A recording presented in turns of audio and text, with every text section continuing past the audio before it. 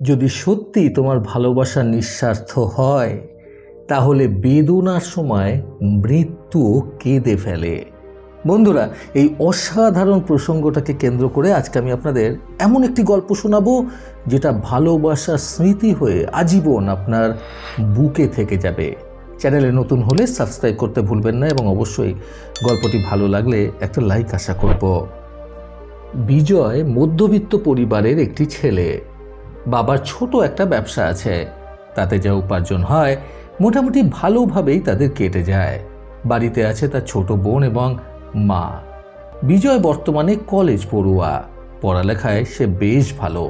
Science নিয়ে পড়ছে সে, স্বপ্ন বড় কিছু করার। অপর্ণা সেই কলেজেই পড়ে। বাবা পেশায় উকিল। পরিবারের অবস্থা বেশ ভালোই। কলেজেই প্রথম বিজয় এবং অপর্ণার আলাপ। তারপর থেকে যত দিন যেতে থাকে একে অপরের প্রতি আকর্ষণ ততই বাড়তে থাকে। বিজয় এবং অপর্ণা একে অপরকে প্রচণ্ড পরিমাণে ভালোবাসত, কিন্তু কেউ কাউকে কখনো নিজেদের ভালোবাসা প্রকাশ করেনি। অর্থাৎ দুজনের মধ্যে কেউই কাউকে প্রপোজ করেনি। দুইজনই একটা বন্ধুত্বের সম্পর্কে আবদ্ধ ছিল। কথা তো হতো, কিন্তু মনের কথা প্রকাশ হতো না। এইভাবেই দিন কাটতে থাকে। দুজনে একে অপরের সাথে এতটাই খুশি ছিল যে তাদের অন্য কারোর প্রয়োজনই পড়তো না। বেশিরভাগ সময়ে তারা একে অপরের সাথে কথা বলার, সময় কাটানোর অজুহাত খুঁজত। কলেজে কখনো লাইব্রেরিতে, কখনো পার্কে তারা গল্প করত। একদিনের ঘটনা, অপর্ণা সকাল থেকে বিজয়কে অনেকবার কল করে, কিন্তু বিজয় ফোন তোলে না। তাকে অনেকবার মেসেজও পাঠায়, কিন্তু তার কোনো রিপ্লাই আসে না। অপর্ণার চিন্তা হতে শুরু হয়। সে ভাবে, বিজয়ের খারাপ কিছু হলো না তো? ও তো এমন কখনো করে না। ও সুস্থ আছে তো? ওর বাড়িতে সব ঠিক আছে তো?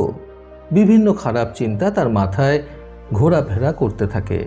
সে কি করবে না করবে বুঝে উঠতে পারে না।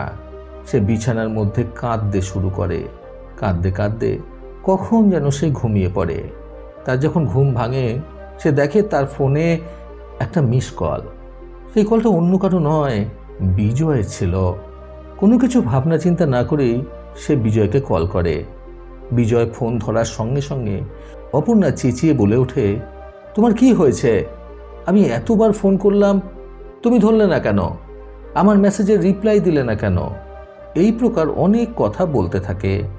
বিজয় বলে, দেখো, কিছু মনে করো না, সরি, আমি বড্ড বিজি ছিলাম, তাই তোমাকে রিপ্লাই দিতে পারিনি। আর এখন থেকে ঘন ঘন তোমার সাথে কথা বলতে পারবো না। তুমি বোঝার চেষ্টা করো, আমারও কিছু স্বপ্ন আছে, আমাকে আমার কেরিয়ারে ফোকাস করতে হবে। এই বলে বিজয় ফোন কেটে দেয়।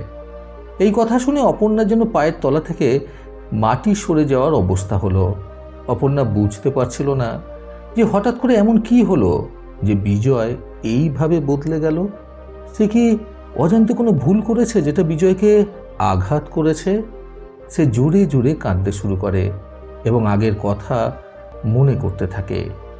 যতই তার আগের কথা মনে পড়ে, ততই তার চোখ দিয়ে জল গড়াতে থাকে। আগের ভালো খারাপ সকল কথা তার চোখের সামনে ভাসতে থাকে। তার মনে পড়ে যায় কিছুদিন আগে ঘটা একটা ঘটনা, যেদিন বিজয় অপর্ণার জন্য আইসক্রিম কিনতে গেছিল। তখন তার একটা পার্কে বসেছিল। আইসক্রিম যাতে গলে না যায়, তাই বিজয় আইসক্রিম কিনেই ছুটে চলে এসেছিল অপর্ণার কাছে। বিজয় ছুটে আসায় সেই মুহূর্তে সে প্রচণ্ড পরিমাণে হাঁপাচ্ছিল এবং বলছিল তার বুকের বাম দিকটা ব্যথা করছে। অপর্ণা সেই দিন তার বুকে হাত দিয়ে ডলে দেওয়ায় সে কিছুটা শান্তি পেয়েছিল। অপর্ণা বলেছিল, এইটুকু দৌড়েই তোমার বুকে ব্যথা শুরু হয়ে গেল? তোমার ডাক্তার দেখানো উচিত। বিজয়ের খারাপ সময়েও তো অপর্ণা তার পাশে ছিল, তাকে উচিত পরামর্শ দিয়েছিল। আজ তাহলে বিজয় এমন করছে কেন? সেই মুহূর্তে সে নিজেকে বড্ড একা অনুভব করতে থাকে। আগে অপর্ণার খারাপ সময়গুলোতে বিজয় সর্বদা তার পাশে থাকতো, কিন্তু আজ বিজয় বুঝতেও পারছে না অপর্ণার কষ্ট, অপর্ণার বেদনা। সে ভাবে বিজয় অন্য কারোর সাথে সম্পর্কে লিপ্ত হয়ে যায়নি তো? এই একটা ঘটনায় অপর্ণা এতটাই ভেঙে পড়ে যে সে সিদ্ধান্ত নেয় আত্মহত্যা করে নেবে।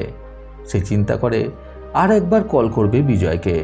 যদি সেখানেও সে রেসপন্স না পায় তাহলে সে আর এই জীবন রাখবে না।